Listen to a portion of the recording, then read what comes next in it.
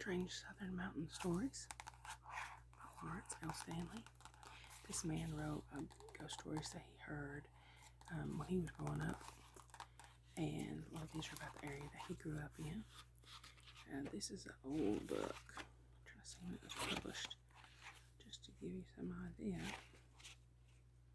Yeah, this was published in 1973. So,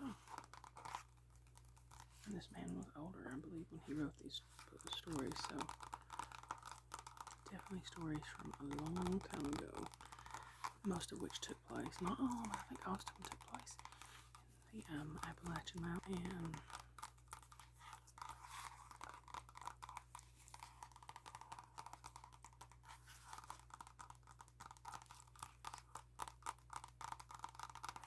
Okay. The first story that I'm going to read is called The Killing Tree. On the banks of the and very near a famous crossing of the river known as Shallowford, there stands a large pine tree. At the time of the American Civil War, a man was stood against the tree and was shot to death. His story is told in another book called A Rough Road is a Good Land. The writer is not concerned today with repeating this story. He is concerned with some of the legends and ghost stories that have been told about the area around this tree during the past 108 years since the war ended. So we know it's been a lot longer than that since the Civil War ended. So, a story was told about an old woman who lived in the neighborhood who took two of her grandchildren and went to see the tree while the bullet marks could still be seen. As they stood near the tree, there was a burst of rifle fire that seemed to come from the ridgetop nearby. At least 6 shots were heard. The old woman declared that she heard the bullets hit the tree, and she and the children were nearly frightened to death. She never went back to see the tree again. There was a story of the time that the North Georgia Revenue Officer, Fag Stanley, whose story is told in the above-mentioned book, had a report that some moonshiner had put up a still across the ridge top from where this big tree stood. Mr. Stanley and another officer hid themselves about 100 yards from the still one today. When the man came and started working around the still, they came out of hiding and ran toward the man, shouting, "You're under arrest." And despite of Fag Stanley warning that he would shoot if necessary, the man took off up the side ridge. He dodged from tree to tree and outran the 2 officers. He ran over the ridge and down very near the big pine. He hid behind a large tree and stood there panting after his hard run. About 20 feet of the dead top of the tree he was hiding behind, without any warning, broke off and came crashing down. Only by quick footwork did the man escape being pinned down by this heavy treetop. He afterward told a friend that the damned old haunted pine tree and that damn Fag Stanley were nearly caused him to get killed. About 70 years ago, a man who lived several miles from the river in the direction of Wilscott Mountain decided to go fishing in the river stream down from Shallowford and the Big Pine. He had such good luck that he stayed until nearly dark. With his string of fish in one hand and his fishing pole in the other, he started up the faint trail that followed the river bank just to the old road near the Big Pine. Just as the twilight was turning into night, he came up to the old road beside the old pine tree. A slight noise caused him to look toward the tree, which was about 10 feet from the road, and there, to his surprise, was the figure of a man with his arms spread wide as though they were tied in that position. He took one look, and with a yell that was heard at the nearest house, which was across the river and some 300 yards downstream, he ran as fast as he could, dropping his fish and fishing pole in the old road. No one today knows how far the man ran. His family said he was completely exhausted when he reached home. He told his folks that somehow he had lost his string of fish. Next day, he took his gun and went back to look for the fish and the fishing pole. There were no sign of fish or fishing pole on the old road where he thought he dropped them. Many years later, an old man told the writer that he was satisfied that a man who was some kind of kinfolk could tell what happened to the string of fish he found on the road one time after the ghost of the big pine tree just about caught a fisherman who should have stayed at home or stayed away from the old tree, which everyone knew was haunted.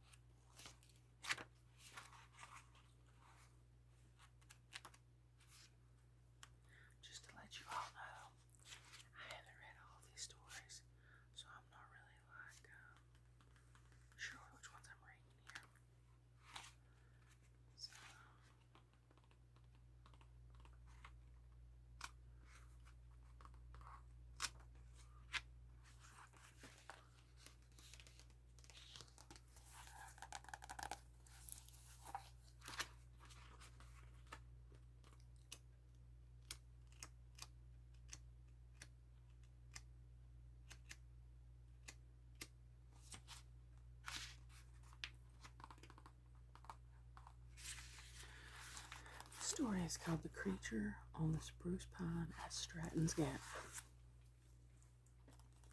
In the 1930s, the writer was asked to go as a guide with a group of men and boys on a camping trip to the Stratton Gap area, which is on the main divide that separates the Tellico and Santeetla River basins on the Tennessee-North Carolina line. About 30 people were involved on this trip. They traveled in an old school bus. The National Forest Service had finished a good gravel road up the Tennessee side of this snowbird mountain range. The bus made the grades in fine style, and they arrived at Stratton's Gap at about 1 o'clock in the afternoon. The camping place selected late in the afternoon was at the Stratton's Meadow. This meadow had been cleared of trees many years before, had been cultivated, and was called the Potato Patch because of the fine Irish potatoes that had been grown here. The old pioneer who had cultivated this field moved on about 1 mile west of the Gap, where he had built a house and raised a family. One day the man died, and his widow mounted one of her sons on the family mule and sent him toward Tellico Plains to ask the men of that community to come and help take her husband's body out of this wilderness and down to the Tellico Valley for burial. About 10 men responded to her request and rode their mules and horses to her home, made a crude coffin out of some hand-hewn boards. When they tried to lash the heavy coffin between the two mules, they found the trail was too narrow, so they started out with 6 men trying to carry the heavy coffin over the rough trail. By the time they reached the potato patch, they were so exhausted that the widow, who was falling with her children, despaired of ever reaching the Tellico Valley and told the men to dig a grave and bury her husband in the potato patch. This they did, and one of them later cut the man's name on a rough piece of sandstone they set up at the grave.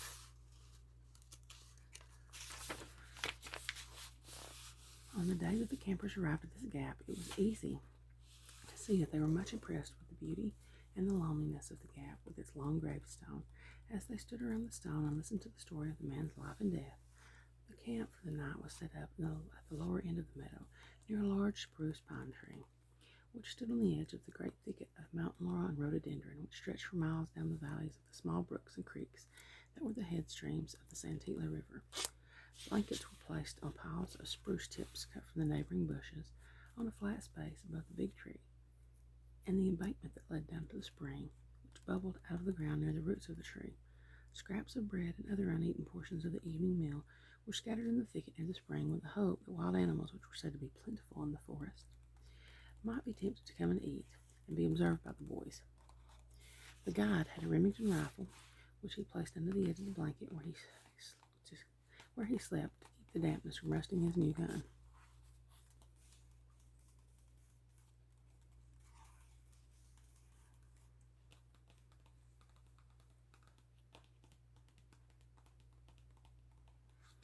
The boys went to bed, and most of them were asleep when the guide thought he heard something, some animal or animals possibly walking in the thicket behind the big tree, about where the scraps had been spread.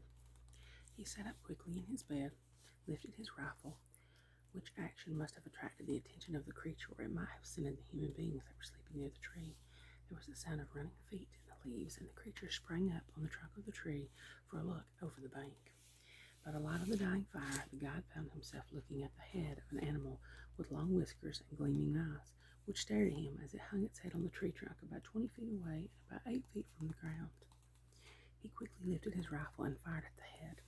There was a scraping of the bark on the big tree by the sharp claws of the animal, the sound of a thump as it landed on the ground about 20 feet from the tree, and the sound of its body brushing the bushes as the animal ran for its life through the thickets. The boys were awake on the instant, and when daylight came, the tree was found to have a bullet mark across the bark, about at the level where the head of the animal had been when it looked around the tree at the campers that night before. No tracks were ever found, and the campers never knew what kind of creature seemed to be spying on their camp at the lonely Stratton's Meadow. I would wager that it was a mountain lion.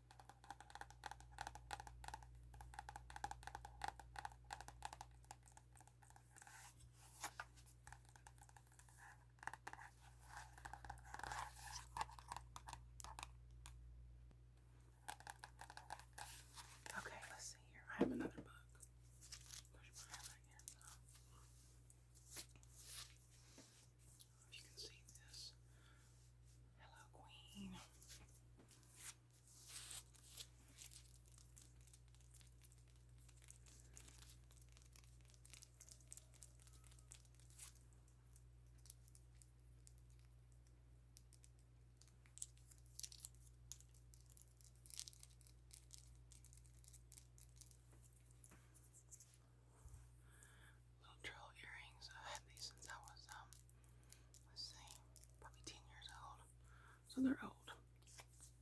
These were the original trolls when they came out. Okay, let's see here.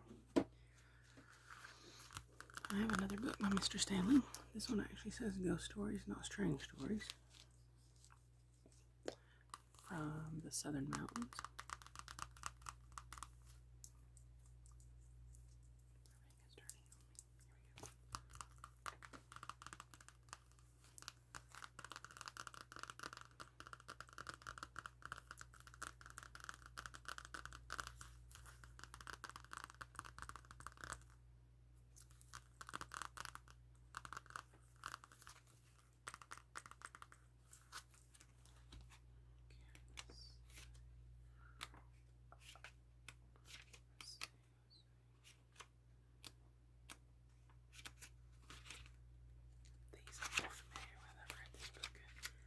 Times. Okay, here's a story called Fire on the Wagon Wheel. In another story in this narrative, there is a description of the strange experience of the writer's grandfather at the old Orton house. In the vicinity of this house had the reputation of being haunted. The scene of this story was about 200 yards downstream from this old house, at the ford or crossing of Big Creek, on the wagon road follows the winding of the stream through the valley that was the gateway from one of these counties to the other. These two young men were sent by their father with a covered wagon of merchandise at this railroad station. The road was hilly and rough, and in spite of all their efforts to speed up the team, it was about 10 o'clock at night when they reached the ford in the creek near the old house. The space across this ford was about 25 feet, and the water was about 6 inches deep. The old homemade wagon, with a heavy beam of wood across under the wagon box and just in front of the rear wheels. On the end of this beam there were brake blocks made of wood. The beam was so fastened to the wagon timbers that when the driver pulled on the rope, the brake stick came forward and pushed the beam back until the blocks were against the wheels. The two young men riding on a board laid crosswise of the wagon box, by looking down into the side, were looking down on the iron-shod wheels as they moved forward. By glancing back, they could also see when the wagon started downhill toward the ford in the creek. One of the brothers said, "When we reach the ford, pull the brake hard and we'll let the team drink from this clear, cold creek."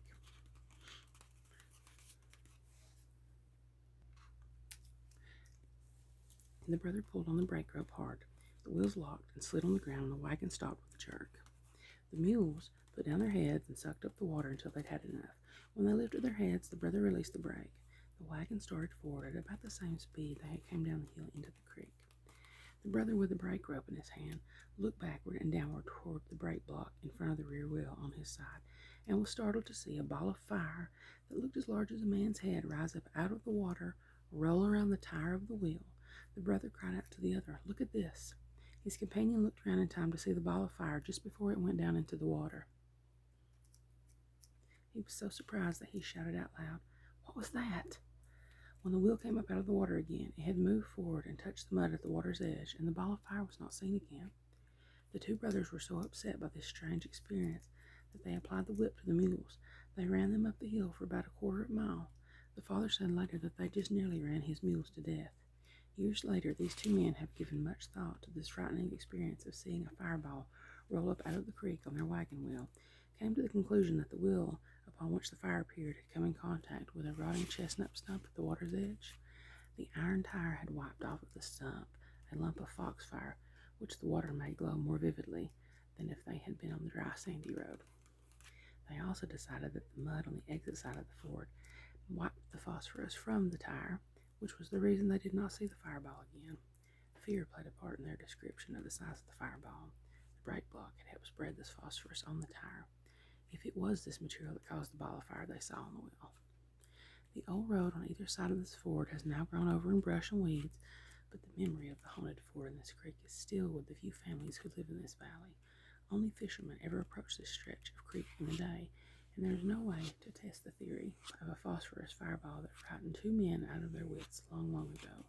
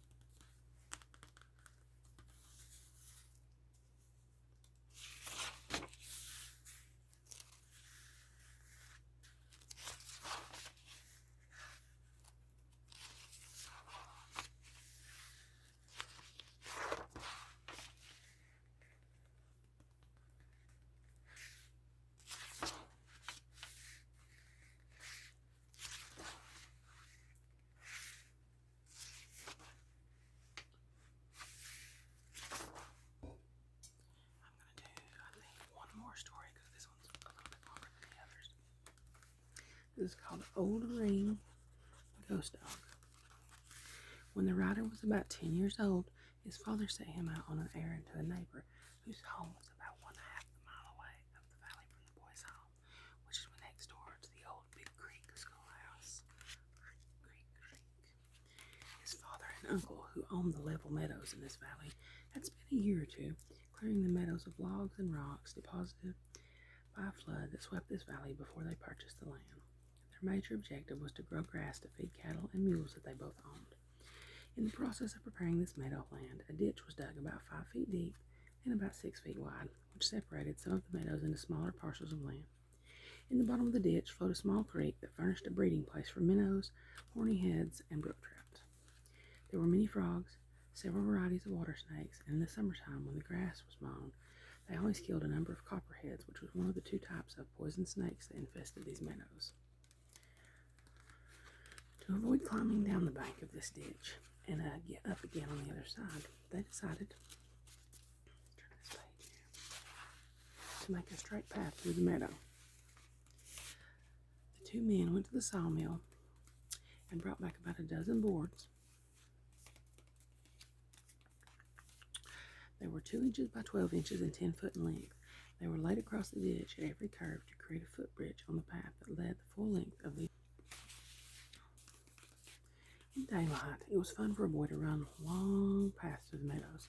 It was thrilling to see how fast one could run over the footbridges. There was at the writer's home a black and white spotted hound dog. He was too slow to hunt with. He would often spend hours trailing a rabbit. So far as it is known, he never came in sight of one. The family kept this dog from puppyhood until he died of old age. He was often called a good-for-nothing dog. The boy loved the old dog. He was a faithful watchdog. The boy remembers the good times he had playing with him. There were times when he beat the old dog, as many boys have done in the mountain sections of the south. The old dog always seemed to forgive the boy for this bad treatment and was always ready to play and bark at the boy, who was, for part of his life, the only playmate that the old dog had. He barked with a loud, mournful voice when he trailed a rabbit because his voice could be heard a mile away on a still day. Because of this loud, slow voice, we named the old hound Ring. On the occasion of the errand mentioned above, one of the final statements made by his father was that he was to return home before dark. The reason for this special admonition was that his parents knew that he was afraid of the things that lived in the dark. Most boys his age in these mountains had heard too many ghost stories to feel otherwise. There were also the danger from the copperheads. They would bite if stepped on. It was dangerous to pass within striking distance, and they were known to crawl around in the dark in search of mice upon which they fed. The boy delivered the message to the neighbor, played around for a while with the neighbor's boy. He looked around to find that the sun had set. The twilight was already causing the road, which led around the tree-shaded hill, to be too dark to travel, with the danger of being grabbed by some creature or ghost hidden in the shadows of the trees on the roadside. The boy immediately said goodbye to his playmate and started down the path that led through the meadow toward the distant light which came from the window of his home. This meadow path, which began near the neighbor's house, looked much lighter than the road around the hillside. Without an instant's hesitation, the boy started to run down the grassy path. He thought about the copperheads in the grass, but was determined to run so fast they would not have time to strike his feet. Most country boys swing their arms as they walk or run, and this boy was no exception to the rule. As he increased his speed, his right hand swinging back struck just behind, a cold, wet object. He could not hear the sound of feet on the grassy path if the thing had feet. There was no sound of breathing. A thing that ran through the night without the sound of breathing or feet just had to be a ghost.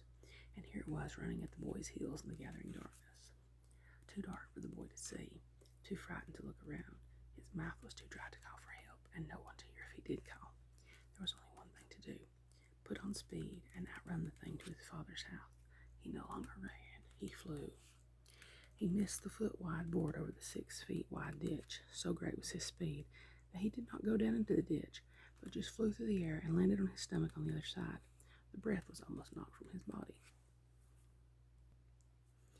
He dug his fingers into the grass, and he endeavored to keep going on his hands and knees if necessary. There was the sound of running feet on the board bridge. Before he could get up on his knees, a big tongue licked over his face, and then the thing stood back and gave voice to the loudest and most awful howl ever heard in the Georgia mountains. The old hound had followed the boy to the neighbor's house. He had laid down somewhere out of sight until the boy was ready to go home. His bringing up the rear without the boy knowing he was behind him was sort of climaxed by the fall against the ditch bank. The old hound was doing his best to get the boy on his feet again by licking his face and by the howl of joy he found when the boy could get up. Good old Ring with the cold wet nose. You never knew how you nearly scared a boy to death in the long, long ago. So it truly wasn't a ghost at all. It was just his dog following him along.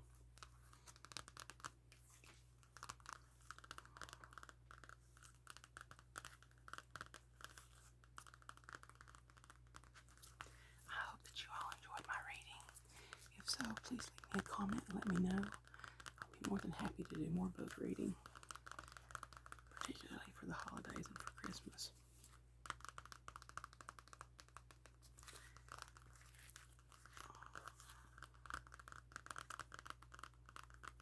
I hope you enjoy.